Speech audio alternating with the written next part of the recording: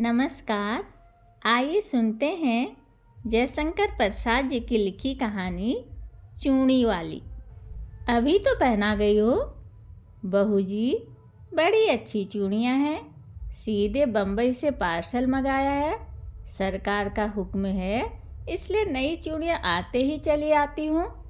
तो जाओ सरकार को ही पहनाओ, मैं नहीं पहनती। बहू जी जरा देख तो लीजिए, कहती मुस्कुराती हुई ढीठ चूड़ी वाली अपना बक्स खोलने लगी। वह 25 वर्ष की एक गोरी छरहरी स्त्री थी। उसकी कलाई सचमुच चूड़ी पहनने के लिए ढली थी। पान से लाल पतले पतले होंठ 2-3 वक्रताओं में अपना रहस्य छिपाए हुए थे। उन्हें देखने का मन करता। देखने पर उन सलोने अधरों से कुछ बोलवाने का जी चाहता है। बोलने पर हंसाने की इच्छा होती और उसी हंसी में शैशव का अल्हड़पन, यौवन की तरावट और प्रौढ़ की सी गंभीरता बिजली के समान लड़ जाती। बहू जी को उसकी हंसी बहुत बुरी लगती, पर जब पंजू में अच्छी चूड़ी चढ़ाकर संकट में फंसाकर वह हंसते हुए कहती, एक पान मिले बिना यह चूड़ी नहीं चढ़ती, तब बहू जी को क्रोध के साथ हंसी आ जाती और उसकी तरल हंसी की तरी लेने में तन्मय हो जाती। कुछ ही दिनों से यह चूड़ी वाली आने लगी है।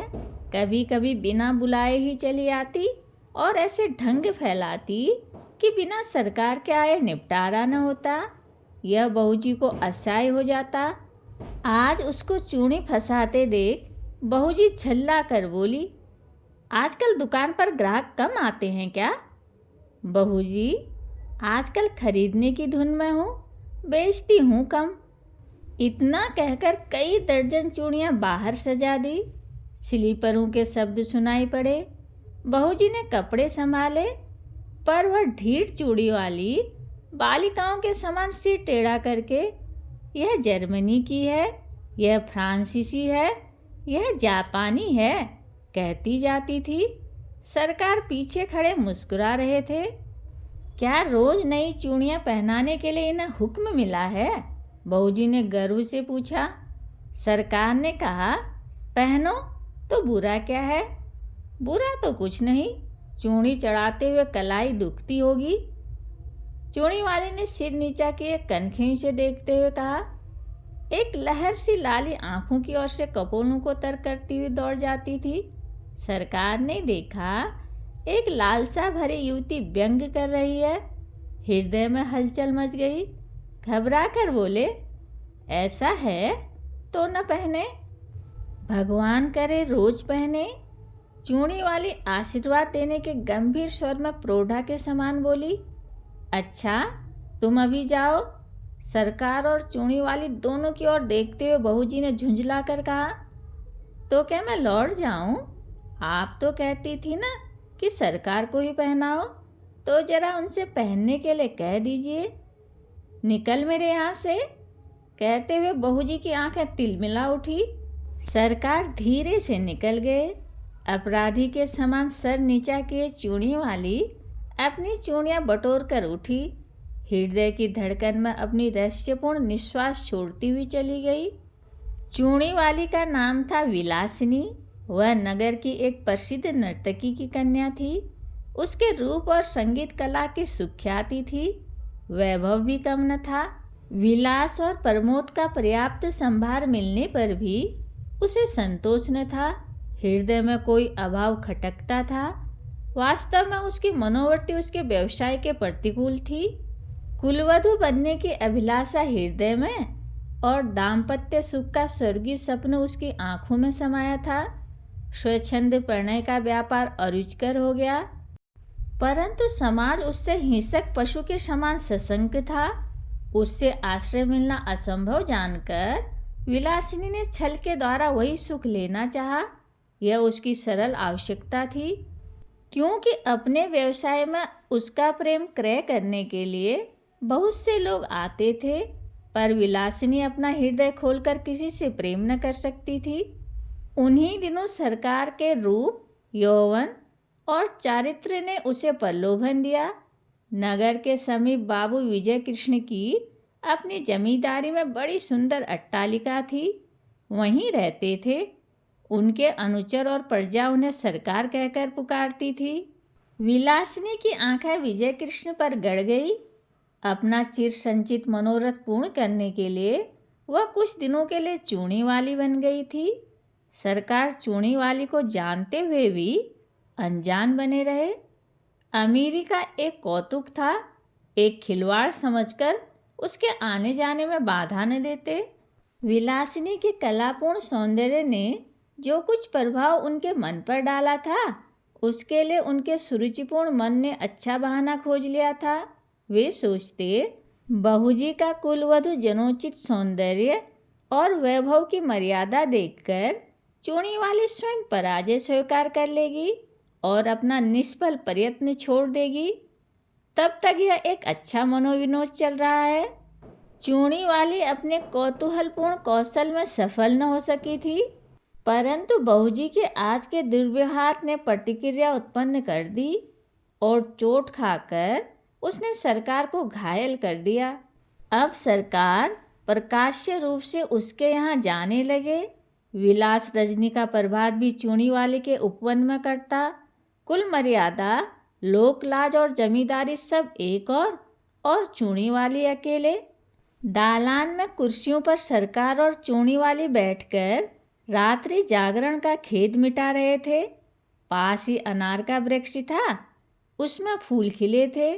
एक बहुत ही छोटी काली चिड़िया उन फूलों में चोंच डालकर मकरंद पान करती और कुछ केसर खाती, फिर हृदय विमोहक कलनाद करती हुई उड़ जाती। सरकार बड़ी देर से कौतुक देख रहे थे। बोले, इसे पकड़कर पालतू बनाया जाए तो कैसा? यह फूल सूंघी है, पिंजरे में जी नहीं सकती। उसे फूलों का परदेश ही जिला सकता है, स्वर्ण पिंजर नहीं। उसे खाने के लिए फूलों की केसर का चारा और पीने के लिए मकरंद मदिरा कौन जुटाएगा? पर इसकी सुंदर बोली संगीत कला की चरम सीमा है। वीणा में भी कोई कोई मीण ऐसी निकलती होगी, इसे अवश्य पकड़ना चाहिए, जिसमें बाधा नहीं, बंधन नहीं, जिसका सौंदर्य स्वच्छंद है। उस असाधारण प्राकृतिक कला का मूल्य क्या बंधन है? कुरुचि के द्वार वह कलंकित भले ही हो जाए, परंतु पुरस्कृत नहीं हो सकती। उसे आप पिंजड़े में बंद करके पुरस्कार देंगे या दंड? कहते हुए उसने विजय की एक व्यंग भरी मुस्कान छोड़ी। सरकार की उस वन विहंगम को पकड़ने की लालसा बलवती हो उठी। उन्होंने कहा, जाने भी दो, वह अच्छी कला नहीं जानती। प्रसंग बदल गया। नित्य का साधारण विनोदपूर्ण क्रम चला। चूड़ी वाली अपने अभ्यास के अनुसार समझती कि यदि बहूजी की अपार पणे संपत्ति में से कुछ अंश में ले भी लेती हूँ तो हानि क्या? परंतु बहूजी को अपने पणे के एकाधिपत्य पर पूर्ण विश्वास था। वह निष्क्रिय प्रतिरोध करने लगी। राजक्षमा के भयानक आक्रमण से वह घुलने लगी और सरकार वन विहंगिनी विलासिनी को स्वायत्त करने में दत्तचित्त हुए। रोगी की शुश्रूषा और सेवा में कोई कमी न थी, परंतु एक बड़े मुकदमे में सरकार का उधर सर्वस्वांत हुआ, इधर बहूजी चल बसी। चूड़ी वाली ने समझा कि उसकी पूर्ण विजय हुई, पर बात कुछ दूसरी थी। विजय कृष्ण का वह एक विनोद था। जब सब कुछ चला गया तब विनोद लेकर क्या होगा? एक दिन चूड़ी वाली से छुट्टी मांगी। उसने कहा, कमी किस बात की है? मैं तुम्हारी ही हूँ और सब वह भी तुम्हारा है। विजय कृष्ण ने कहा, मैं वैश्या की दी हुई जीविका से पेट पालने में असमर्थ हूँ। चूड़ी वाली बिलखने लगी। विनय किया, रोई, गिड़गिड़ाई, पर विजय कृष्ण चले ही गए। वह सोचने लगी कि अपना व्यवसाय और विजय की गृहस्थी बिगाड़कर जो सुख खरीदा था उसका कोई मूल्य नहीं। मैं कुलवधु होने के उपयुक्त नहीं। क्या समाज के पास इसका कोई प्रतिकार नहीं? इतनी तपस्या और इतना स्वार्थ त्याग व्यर्थ है। परंतु विलासिनी यह न जानती थी कि स्त्री और पुरुष संबंधी समस्त अंतिम निर्णय करने में समाज कितना ही उदार क्यों न हो, दोनों पक्षों को सर्वथा संतुष्ट नहीं कर सका और न कर सकने की आशा है? यह रहस्य शिष्ट को उलझा रखने की कुंजी है। विलासिनी ने बहुत सोच समझकर अपनी जीवनचर्या बदल डाली। सरकार से मिली हुई जो कुछ संपत्ति थी उसे बेचकर पास ही के गांव में खेती करने के लिए भूमि लेकर आदर्श हिंदू गृहस्थ किसी तपस्या करने में अपना बिखरा हुआ मन उसने लगा दिया। उसके कच्चे मकान के पास एक विशाल वट वृक्ष और निर्मल जल का सरोवर था। वहीं बैठकर चूनी वाली ने पथिकों की सेवा करने का संकल्प लिया। थोड़े ही दिनों में अच्छी खेती होने लगी और अन्न से उसका घर भरने लगा। भिखारियों को अन्न देकर उन्हें खिला देने में उसे अकथनीय सुख मिलता। धीरे धीरे दिन ढलने लगा। चूनी वाली को सहेली बनाने के लिए यौवन का तीसरा पहर करुणा और शांति को पकड़ लाया। उस पथ के चलने वाले पथिकों को दूर से किसी कला कुशल कंठ की तान सुनाई पड़ती। अब लो नसानी अब न नशे हों। वट वृक्ष के नीचे एक अनाथ बालक नंदू को चना और गुड़ की दुकान चूनी वाली ने करा दी है। जिन पथिकों के पास पैसे न होते उनका मूल्य वह स्वयं देकर नंदू की दुकान में घाटा न होने देती और पथिक भी विश्राम किए बिना उस तालाब से न जाता। कुछ ही दिनों में चूनी वाली का तालाब विख्यात हो गया। संध्या हो चली थी।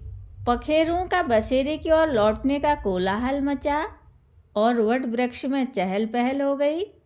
चूड़ी वाली चरने के पास खड़े बैलों को देख रही थी। दालान में दीपक जल रहा था। अंधकार उसके घर और मन में बड़जोरी घुस रहा था। कोलाहल शून्य जीवन में भी चूड़ी वाली को शांति मिली ऐसा विश्वास नहीं होता था। पास ही उसकी पिंडलियों से सिर रगड़ता हुआ कलवा दुम हिला रहा था। सुखिया उसके लिए घर में से कुछ खाने को ले आई थी, पर कलवा उधर न देखकर अपनी स्वामिनी से स्नेह जता रहा था। चूड़ी वाले ने हंसते हुए कहा, चल तेरा दुलार हो चुका, जा खाना खा ले। चूड़ी वाली ने मन में सोचा, कंगाल मनुष्य स्नेह के लिए क्यों भीख मांगता है? वह स्वयं नहीं करता, नहीं तो तीर्ण विरुद्ध तथा पशु पक्षी भी स्नेह के लिए प्रस्तुत हैं। इतने में नंदू ने आकर कहा, माँ, एक बटोही बहुत थका हुआ अभी आया है। भूख के मारे वह जैसे शिथिल हो गया है। तूने क्यों नहीं दे दिया? लेता भी नहीं, कहता है तू बड़ा गरीब लड़का है, तुझसे न लूँगा। चूड़ी वाली वट वृक्ष की ओर चल पड़ी। अंधेरा हो गया था। पथिक जड़ का सहारा लेकर लेटा था। चूड़ी वाली ने हाथ जोड़कर कहा, महाराज, आप कुछ भोजन कीजिए। तुम कौन हो? पहले की एक वेश्या। छी, मुझे पड़े रहने दो। मैं नहीं चाहता कि तुम मुझसे बोलो भी, क्योंकि तुम्हारा व्यवसाय कितने ही सुखी घरों को उजाड़कर शमशान बना देता है। महाराज, हम लोग तो कला के व्यवसायी हैं। यह अपराध कला का मूल्य लगाने वालों की कुरुचि और कुत्सित इच्छा का है। संसार में बहुत से निर्लज्ज स्वार्थपूर्ण व्यवसाय चलते हैं, फिर इसी पर इतना क्रोध क्यों? क्योंकि वह उन सबों में अधम और निष्कृष्ट है। परंतु वैश्या का व्यवसाय करके भी मैंने एक ही व्यक्ति से प्रेम किया था। मैं और धर्म नहीं जानती, पर अपने सरकार से जो कुछ मुझे मिला उसे मैं लोक सेवा में लगाती हूँ। मेरे तालाब पर कोई भूखा नहीं रहने पाता। मेरी जीविका चाहे जो रही हो, मेरे अतिथि धर्म में बाधा न दीजिए। पथिक एक बार ही उठकर बैठ गया और आंख गड़ाकर अंधेरे में देखने लगा। सहसा बोल उठा, चूड़ी वाली? कौन? सरकार? हाँ, तुमने शोक हर लिया। मेरे अपराधजनक तमाम त्याग में पुष्य का भी भाग था, यह मैं नहीं जानता। सरकार, मैंने गृहस्थ कुलवधू होने के लिए कठोर तपस्या की है। इन 4 वर्षों में मुझे विश्वास हो गया है कि कुलवधू होने में जो महत्व है वह सेवा का है, न कि विलास का। सेवा ही नहीं चूड़ी वाली, उसमें विलास का अनंत यौवन है, क्योंकि केवल स्त्री पुरुष के शारीरिक बंधन में वह पर्यवसित नहीं है, ब्याह साधनों के विकृत हो जाने तक ही उसकी सीमा नहीं। गृहस्थी जीवन उसके लिए प्रचुर उपकरण प्रस्तुत करता है, इसलिए वह प्रेय भी है और श्रेय भी है। मुझे विश्वास है कि तुम अब सफल हो जाओगी। मेरी सफलता आपकी कृपा पर है। विश्वास है कि अब इतने निर्दय न होंगे। कहते कहते चूड़ी वाले ने सरकार के पैर पकड़ लिए। सरकार ने उसके हाथ पकड़ लिए। कहानी सुनने के लिए धन्यवाद।